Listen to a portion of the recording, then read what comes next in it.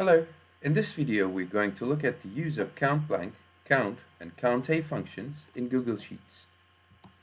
COUNTBLANK, as it can be understood from its name, it only counts the number of cells that are blank.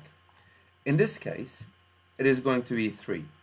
So all you have to do is write the COUNTBLANK function and then choose your range. Once you close your parentheses and press enter, you will be able to see the 3 number. The count function counts only the number of cells that has numbers.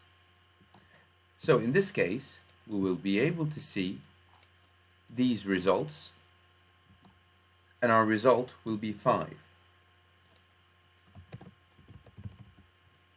Once you write your function and choose your range, you will be able to see that the result is accurate.